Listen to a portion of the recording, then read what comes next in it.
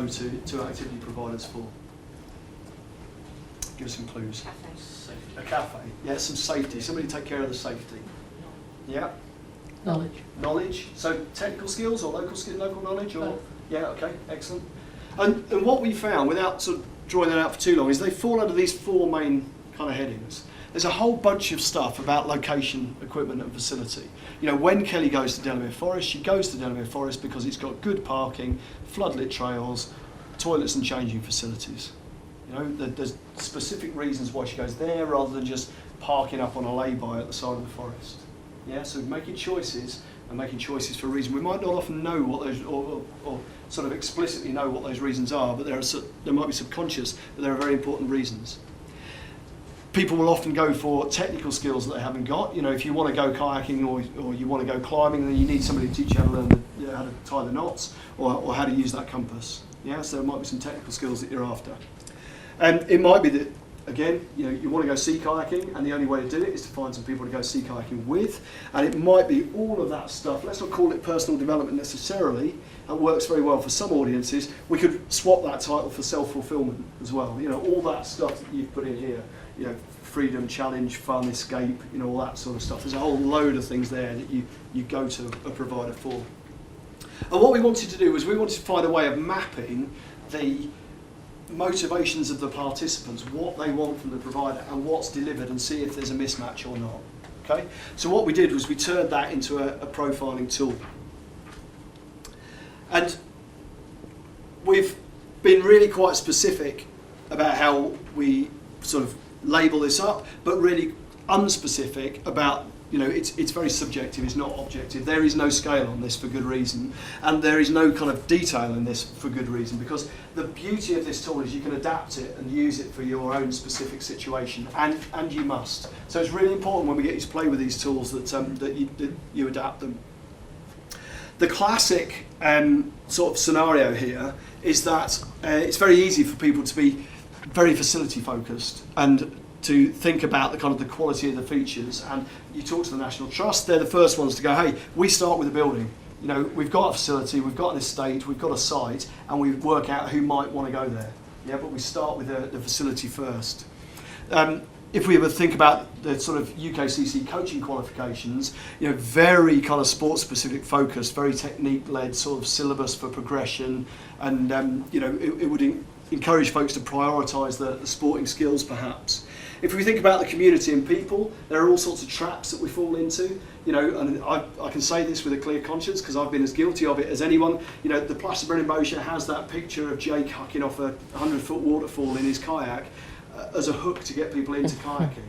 You know, well, that's going to work for those people. It's totally going to turn off those people. You know, we can get that imagery and that language and that branding very, very wrong very easily.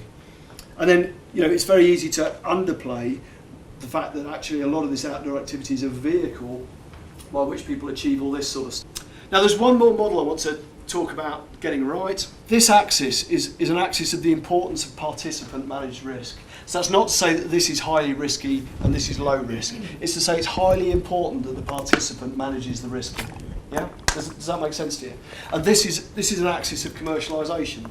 So that's not to say that this is expensive and this is cheap. It's to say that this has got the whole package of professionalism and regulation and, you know, and money changing hands as well. Yeah? Does that make sense as well? So this is important because it really helps you understand how you have to deliver different activities to different segments. If you've got challengers, we said before, it's very important to the challengers that they learn to manage the risk. If you talk to hardcore rock climbers, they don't want somebody else to fix things for them. They want to take control of their own destiny. That's what their motivations are all about. You know, you can buy into a commercial package because you want to climb Everest, but you can't switch the gravity off. You know, it's a dangerous environment and you've still got to learn how to manage that. If we're going to take a group of scouts abseiling, so it's kind of, it's not very commercial because they're probably volunteers, but it is slightly more regulated and slightly more professional in the way that it's governed. And it's not completely managed risk. We want them to dip their toe in the water and learning how to manage risk for themselves and make judgments about that. You can only learn how to manage risk if you actually try it and do it for yourself. So we need to give them a bit of an opportunity to manage that risk, but not too much. Yeah, so that would sit down there. Does that make sense? Yeah, if you look at the thrill seeker type experience, and we talked before about the difference between the challengers and the thrill seekers are quite happy to turn up, pay their cash. Somebody will take them up in an aeroplane, with a sheet that somebody else has packed. They'll put it all on their back. They'll buy into the experience. They'll jump out of the plane, and they're more than happy with that. Get their adrenaline rush back to the day job on Monday. Like nothing ever happened. And that's a very different, very much more commercial. But they're more than happy for somebody else to manage the risk. The important thing here is if you try and sell that to these people, they won't be motivated by it at all. Yeah. So if you take the risk out of the hands of those university climbers, they just wouldn't want to do it. If you insist on them having a qualified leader to go and check that everything's okay, they will just go and find some other way of controlling their own destiny in a different activity. But let me talk you through a kind of typical example. Right. This is a typical paddle sport taster session. Now, let's think of introducing people to kayaking at Brennan. You turn up. We've got the most iconic facility in Snowdonia. You've got to drive an awfully long way to get there, but we've got a wonderful centre with a wonderful lake, and it's about as good as it gets. We've got a really good sponsorship deal with kayak manufacturers, so we've got a fleet of really fancy specialist equipment, and surely that's going to excite you, isn't it? The boats are brand new and state of the art. So we'll put real kind of emphasis on that. But people will turn up and they'll book as individuals, and they'll come for 2 days or 5 days, and then they'll go home alone as well. So we really haven't put very much of a priority onto the community and people side and connecting people. Okay, that's not a priority for the way that we deliver that session.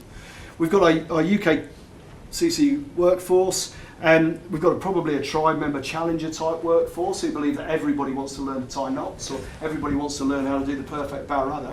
Maybe they don't. Who knows? But we put really kind of high emphasis on this, and in terms of the personal development, there's lots in there about sort of the health issues, body image issues. It's all about the motivation of increasing performance and making progress. Would be the things that folks might value in delivering that kind of product. Now, this is the important message. That's not wrong. If tribe members are what you are after, or challengers are what you're after, that would probably appeal to them really, really well. So there's no criticism of that. If that's what you're trying to achieve, that's the perfect product for them, and would appeal accordingly. If we profile a very different experience, I took a bunch of MPs kayaking down the Thames, and it's a very different organisation and a very different approach. The location is no less important. But what matters is not that it's in a national park at the other end of the country, is the fact that it's really close to Chelsea Tube Station. It's really easy to get there at the end of a day, so you can fit it in after a day's work. And that's one of the things that's great about it. The equipment is no less specialist, but it's been selected for completely different reasons. When you book on one of their courses, you go onto their website, it's all about social connection.